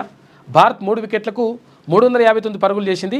యశస్వి జైస్వాల్ 101 చేసిండు. శుభ్మన్ గిల్ 127కు నాట్అవుట్ ఉన్నారు. పంత్ 69కి నాట్అవుట్ అంట. ఇక అంచనాలకు మించి రాణించిన భారత ప్లేయర్లు అని చెప్పేసి ప్లేయర్లు అని చెప్పేసి ఒక వార్త కనిపిస్తూ ఉంది. అయేషా మీరా హత్య కేసులో ముగిసిన సిబిఐ దర్యాప్తు. ఇక హైకోర్టుకు తుది నివేదికను అందజేసిన సిబిఐ 26కు తదుపరి విచారణ వాయిదా పడ్డదంట.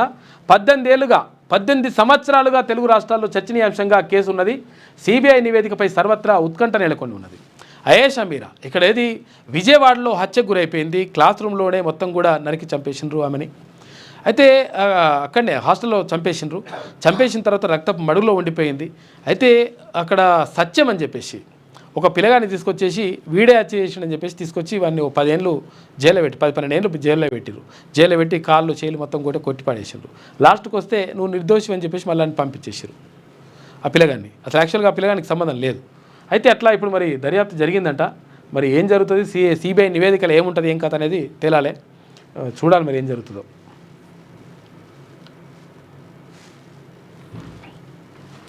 పద్దెనిమిదేళ్ల క్రితం దారుణ హత్యకు గురైన ఫార్మసీ విద్యార్థిని అయేషా మీరా హత్య కేసులో సిబిఐ విచారణ ముగిసింది.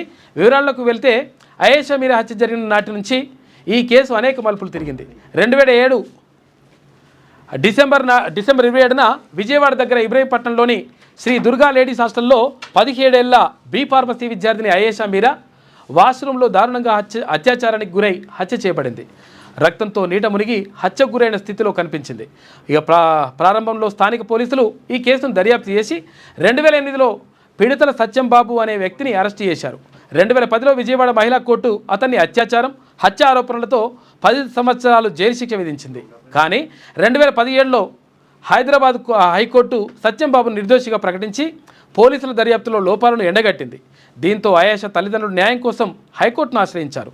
2018లో హైకోర్టు ఈ కేసును రీఓపెన్ చేసి సిబిఐకి అప్పగించింది. అలాగే 2014లో ఈ కేసు రికార్డులు నాశనం చేయబడ్డాయని తెలిసి దానిపై మరో కేసు నమోదు చేయాలని ఆదేశించింది. ఈ క్రమంలోనే సిబిఐ 2019లో అయేషా మృతదేహాన్ని తవ్వి రీపోస్ట్మార్టం చేసింది. ఇక ఫోరెన్సిక్ నిపుణులు తలపై గాయాలను నిర్ధారించి 2020లో ఒక నివేదికను సీల్డ్ కవర్లో హైకోర్టుకి ఇచ్చారు. 2023లో సిబిఐ అయేషా కుటుంబ సభ్యులు, స్నేహితులు పూసపాటి కృష్ణప్రసాద్, నాటి నందిగామ డిఎస్పీ ఎం శ్రీనివాసరావుతో సహా పలువురు సాక్షులను విచారించింది. ఈ కేసులో రాజకీయ ఒత్తిళ్లు, ఆధారాలు నాశనం కావడం, దర్యాప్తులో జాప్యం వంటి సమస్యల వంటి పరిణామాలు అనంతరం సిబిఐ తన తుది నివేదికను సీల్డ్ కవర్లో హైకోర్టుకు సమర్పించింది. అనంతరం కోర్టు ఈ కేసు విచారణను జూన్ 26కు వాయిదా వేసింది. ఈ కేసు గత 18 సంవత్సరాలుగా ఆంధ్రప్రదేశ్, తెలంగాణలో ఎంతో చర్చనీయాంశంగా మారిన నేపథ్యంలో సిబిఐ అందజేసిన నివేదికపై సర్వత్రా ఉత్కంఠ నెలకొని ఉంది అని చెప్పేసి ఒక వార్త కనిపిస్తూ ఉంది. మొత్తం మీద అప్పుడు జరిగితే 2007లో జరిగితే ఇప్పటిదాకా నడుస్తుంది కేసు. ఇక తేరలే, మరి ఏం నివేదికిస్తారో చూడాలి. కొనసాగుతున్న యుద్ధం, దౌత్యానికి 2 వారాల గడువు ఇచ్చిన ట్రంప్ అంట. అమెరికా లేకపోయినా తగ్గేదేలే, ఇరాన్ అణు కేంద్రాలను ధ్వంసం చేస్తాం, ఇజ్రాయెల్ ప్రధాని నెతన్యాహు హెచ్చరిక. అమెరికాతో చర్చలు ప్రసక్తే లేదని చెప్పేసి ఇరాన్ అంటుంది. ఇరాన్ అంతర్గత భద్రతా వ్యవస్థలపై ఇజ్రాయెల్ వైమానిక దాడులు జరిపింది. టెల్ అవీవ్పై మొదటిసారి క్లస్టర్. ఇక బాంబులతో విరుచుకుపడ్డ ఇరాన్, ఫలించని యూరప్ దౌత్యం, వార్ కంటిన్యూ అవుతూ ఉంది. యుద్ధం ఇంకా నడుస్తున్నది, ఇంకేమవుతుందో చూడాలి. అవును నిజమే, మా కీలక సైనిక స్థావరాలపై భారత్ దాడి చేసింది. ఉద్రిక్తతలను చల్లార్చేందుకు సౌదీ రంగంలోకి దిగింది. ఇక ఫైసల్ బిన్ సల్మాన్ నన్ను సంప్రదించారు. దాడులు ఉపశమనకు సిద్ధమేనా, జయశంకర్కు తెలియజేయనా అని అడిగిండు.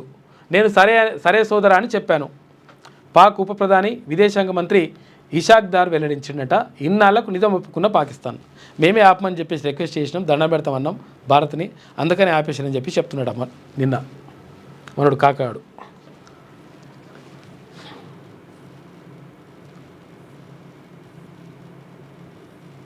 యోగాకు మతం లేదని చెప్పేసి ఒకటి వర్తిస్తూ ఉంది. నేటి మాట చూసుకుంటే తెలంగాణలో ఉద్యమాలు ఉవ్వెత్తున పడుతున్నాయి. ఇటు నిరుద్యోగుల మహాధర్నాలు, అటు బీసీ రిజర్వేషన్ల నినాదాలు కాంగ్రెస్ పార్టీకి కంటుమీద కునుకు లేకుండా చేస్తున్నాయి. ఎన్నికల్లో ఇచ్చిన హామీలను నిలబెట్టుకోలేక రోజుకింత వ్యతిరేకతను మూటగట్టుకుంటుంది. నాయకులు అనాలోచిత నిర్ణయాలతో, లీడర్ల ఒంటెద్దు పోకడలతో హస్తం రేఖలు అదృశ్యమవుతున్నాయి. ప్రభుత్వంపై నిరసన జ్వాలలు వెల్లువెత్తుతున్నాయి. అధికారం పదవులను చూసి మురిచిపోతున్న నాయకులకు గడ్డు కాలమే రాబోతుంది. పాత ప్రభుత్వపు విధానాలే అనుసరిస్తుంది.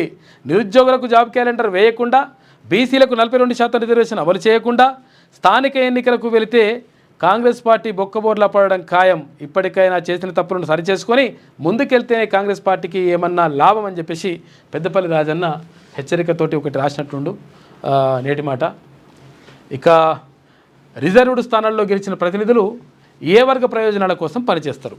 ఎందుకంటే ఎస్సీ ఎస్టీ రిజర్వేషన్ ఆ స్థానాలు ఉంటాయి కదా, అక్కడ నుంచి గెలిస్తే నిజంగా మరి వాళ్ళకు న్యాయం చేస్తారా అంటే ఏం చేస్తారో తెలియనటువంటి పరిస్థితి.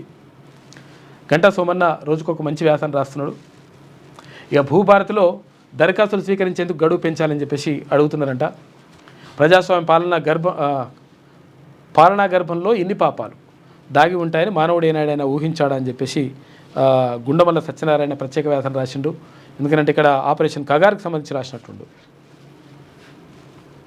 కలెక్టర్ దత్తత తీసుకున్న విద్యార్థి కళాశాలలో ప్రవేశం అంట. హర్షం వ్యక్తం చేసిన కళాశాల ప్రిన్సిపల్. ప్రైవేటుకు ధీటుగా ప్రభుత్వ పాఠశాలను తీర్చిదిద్దాలని చెప్పేసి అంటున్నారు వేముల వీరేశం. మరి నిజంగా కూడా జరగాలి అది. ఇది శనార్థి తెలంగాణ ఉన్నటువంటి ప్రధాన కథనాలు అయితే ఒకసారి సాక్షి చూద్దాం. బ్యాటింగ్తో అదరగొట్టారు ఇంగ్లాండ్తో. తొలి ఇన్నింగ్స్లో భారత్ 3 వికెట్లు కోల్పోయి 359 పరుగులు చేసింది. జైస్వాల్, గిల్ శతకాలు కొట్టిండ్రు. ఇక నాదమే జీవనం వరల్డ్ మ్యూజిక్ డే సందర్భంగా పలువురు సంగీత దర్శకుల మనోభావాలు వెల్లడించినట. అన్నం పెట్టే రైతన్నను రుణముక్తిని చేయడమే నా ముందున్న లక్ష్యం అని చెప్పేసి డాక్టర్ రాజశేఖర్ గారి కొటేషన్ చూసుకోవచ్చు. ఇక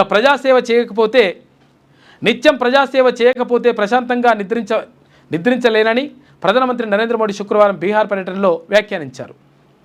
మణిపూర్లో మళ్లీ ఉద్రిక్తతలు. మణిపూర్లో మళ్లీ అశాంతి చెలరేగింది. భద్రతా దళాల కాల్పుల్లో మహిళ మృతి చెందడంతో జాతుల మధ్య ఉద్రిక్తతలు మళ్లీ మొదలైనవి. ఇక రాష్ట్రపతి కంటతడి. తనకు పుట్టినరోజు శుభాకాంక్షలు తెలుపుతూ దివ్యాంగ చిన్నారులు పాడిన పాట విని రాష్ట్రపతి ద్రౌపది ముర్ము భావోద్వేగానికి గురవులైందట. పాపం బాధపడ్డది. చమురు రేట్లకు యుద్ధం సెగ. ఇజ్రాయెల్ ఇరాన్ యుద్ధంతో చమురు రేట్లు భగ్గుమన్నాయి. యుద్ధం మొదలైన ఈ నెల 13న 6 నెలల గరిష్టానికి ఎగబాకినట. రేటు పెరుగుతున్నాయట. ఏది పెట్రోల్ డీజిల్ ధరలు ప్రపంచవ్యాప్తంగా. ఇంద్రావతి కట్టండి. గోదావరి ఉపనది జలాల గరిష్ట వినియోగానికి ఛత్తీస్గఢ్ రెడీ అంట. బోధ్ఘాట్ బహుళార్థక సాధక ప్రాజెక్టుకు శ్రీకారం. కేంద్రం అనుమతి ఇస్తూ ఉందంట. బహుళార్థక సాధక ప్రాజెక్ట్ ఏంటంటే రకరకాలుగా అనమాట. అంటే ఇక్కడ తాగునీటికి ఉపయోగిస్తారు, సాగునీటికి ఉపయోగిస్తారు ఆ నీటిని. అదే కాకుండా తర్వాత ఇంకొకటి ఏంటంటే విద్యుత్తు ఉత్పత్తికి ఉపయోగిస్తారు. ఇవన్నీ ఉంటే ఏమంటారంటే బహుళార్థక సాధక ప్రాజెక్ట్ అంటారు అన్నట్టు. తెలంగాణ ప్రాజెక్టులకు నీటి లభ్యత కష్టమే అంటున్న నిపుణులు. గోదావరిలో ఇంద్రావతి కలిసే ప్రాంతానికి దిగువనే దేవాదుల, సీతారామ, సమ్మక్క సారక్క. ఇక వీటికి దిగువన ఆంధ్రప్రదేశ్లో పోలవరం ప్రాజెక్టు నిర్మాణం. గోదావరికి ప్రాణహిత తర్వాత ఇంద్రావతి ప్రధాన వనరుగా ఉన్న వైనం. ఇక ఈ నదిలో ఏటా సుమారు 600 నుంచి 800 టీఎంసీల మేర లభ్యత. 49,000 కోట్ల రూపాయలతో సుమారు 9.45 లక్షల ఎకరాలకు నీళ్ళొచ్చేలా ఛత్తీస్గఢ్ ప్రణాళికలు చేస్తూ ఉందంట. మరి ఇంద్రావతి ఏమవుతుందో చూడాలి. మరి ట్రాఫిక్ జామ్ ఇలా వెళ్ళండి అని చెప్పేసి ట్రాఫిక్ జామ్ అయితే తెలుస్తుందట ముందే, 3 నిమిషాల ముందే చెప్తుందంట. ఆ ట్రాఫిక్ జామ్ ఉంది, కొంచెం రూట్ చేంజ్ చేయరని గూగుల్ చెప్తుందట ముందే. ఆంధ్రప్రదేశ్తో చర్చలకు సిద్ధం. నదీ జలాల వివాదాల పరిష్కారంలో మాకు ఎలాంటి బేస్జాలు లేవు. 23న కేబినెట్ భేటీలో చర్చించి నిర్ణయం తీసుకుంటాం.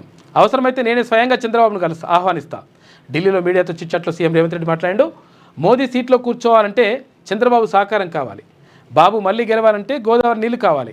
కానీ మేము ఎవరి కోసమో రాష్ట్ర హక్కులను వదులుకోమని చెప్పేసి ముఖ్యమంత్రి అంటుండు. పోటాపోటీగా దాడులు. ఇజ్రాయెల్ తర్వాత ఇక్కడ ఇరాన్ దాడులు చేసుకుంటా ఉన్నాయంట. సిఎన్సి అనిల్ బదిలీ చేస్తూ ఉన్నారు. స్మార్ట్ రింగ్లో మన ఆరోగ్యం ఉంటుందంట. ఫిట్నెస్ గాను స్మార్ట్ గాను తెలుసుకోవడానికి వాడే స్మార్ట్ బ్యాండ్ స్మార్ట్ వాచ్లకు పోటీగా ఇప్పుడు స్మార్ట్ రింగ్స్ వచ్చినాయంట. చిన్నదే కానీ వేరబుల్ రంగంలో ఇవి ట్రెండ్ సృష్టిస్తున్నాయంట. వినియోగంలో ఎక్కువ సౌలభ్యం కోసం ఈ రింగ్స్ను వాడుతుందన్నట. ఏం రింగో మరి. ఇక స్థానిక సమరానికి సన్నద్ధం కావాలి. జిల్లా, పార్లమెంట్, అసెంబ్లీ, మండలాల వారీగా ఇన్ఛార్జీలను నియమిస్తాం. పదాధికారులతో వర్క్షాప్లో కేంద్ర మంత్రి జి కిషన్ రెడ్డి మాట్లాడాడు. అన్ని స్థానాల్లో ఒంటరిగా పోరాటమే ఉంటుందని వెల్లడి. బీజేపీ కలిసి వచ్చే అంశాలు మెరుగుపరుచుకోవాల్సినటువంటి వ్యూహాలపైన నిన్న చర్చ జరిగింది. ఇక 24న టీపీసీసీ పీఏసీ భేటీ, స్థానిక సంస్థల ఎన్నికలు, పార్టీ నిర్మాణం, రాజకీయ పరిణామాలపై చర్చ. జూబ్లీహిల్స్ అభ్యర్థి ఎంపిక పద్ధతి ప్రకారం జరుగుతుంది అని చెప్పేసి, పద్ధతి ప్రకారం జరుగుతుందని చెప్పేసి టీపీసీ చీఫ్ మహేష్ కుమార్ గౌడ్ అంటున్నాడు. నిన్న ఎల్బీ స్టేడియంలో జరిగిన అంతర్జాతీయ యోగా దినోత్సవంలో గవర్నర్ జిష్ణుదేవ్ వర్మ, కేంద్ర మంత్రి కిషన్ రెడ్డి, నటుడు తేజ సజ్జా, నటి మీనాక్షి చౌదరి వీళ్ళందరూ కూడా పాల్గొన్నారంట. ఇవి సాక్షిలో ఉన్నటువంటి ప్రధాన కథనాలు. అయితే ఒకసారి గీమ్ ఏమంటుందో చూద్దాం. ఇక లాస్ట్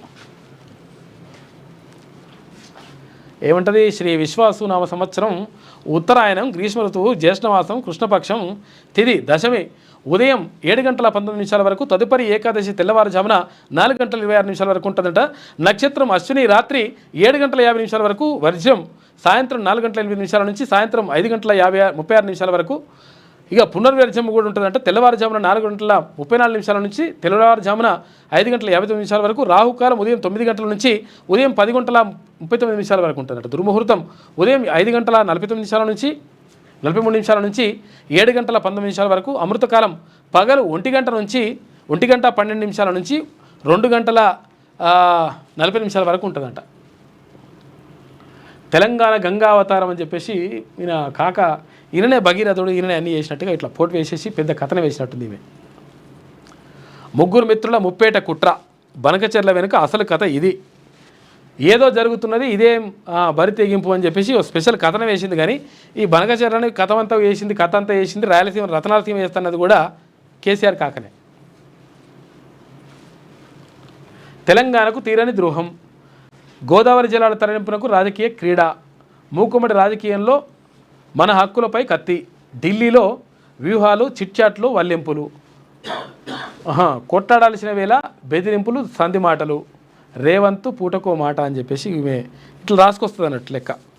చేసింది ఆమెనే కాకనే చేస్తాడు కానీ ఇట్లా రాసుకొస్తుంది ఆమె కాపాడడానికి. కావేరీ కోసం బనకచెర్ల డ్రామా అని చెప్పేసి మళ్ళీ ఇంకో కథ. అన్నీ రాసినట్టు. రేవంత్ వాదన, తెలంగాణపై ఎవరి ప్రేమ ఎంత, బాబుతో రేవంత్ మ్యాచ్ ఫిక్సింగ్ అంటారు. మరి అప్పుడు జగన్తో మీరు మ్యాచ్ ఫిక్సింగ్ అయ్యారు కదా. మ్యాచ్ ఫిక్సింగ్ ఎవరు చేసినారు? స్థానికంలో తడాకా చూపుతాం, మహాధర్నలో గర్జించిన నిరుద్యోగులకు కాంగ్రెస్ తీరని ద్రోహం చేసింది. నువ్వేదో మంచి చేసినట్టు. 2 లక్షల ఉద్యోగాల భర్తీపై రేవంత్ డోకా అని చెప్పేసి అంటారు. మరి ఏమైంది? మరి దీని గురించి కూడా మాట్లాడాలి కదా మీరు మాట్లాడినప్పుడు. జీవో నెంబర్ 46, జీవో నెంబర్ 29 రద్దు చేయాలి. జాబ్ క్యాలెండర్పై సర్కార్ క్లారిటీ ఇవ్వాలి, లేదంటే భారీ ఉద్యమానికి శ్రీకారం చుడతాం. బీఆర్ఎస్ హయాంలోనే నోటిఫికేషన్లు, కాంగ్రెస్ ప్రభుత్వానికి చరమగీతం పాడతామని చెప్పి మహాధర్నాలో నిరుద్యోగులు ఆగ్రహజ్వాలను వ్యక్తం చేసిరట. ఇట్లా రాసుకొస్తానట ఈమె. ప్రేమ అంతా కాక మీద ఉంటుంది, అంతా కాక మీదకి వెళ్ళి నడుస్తూ ఉంటుంది.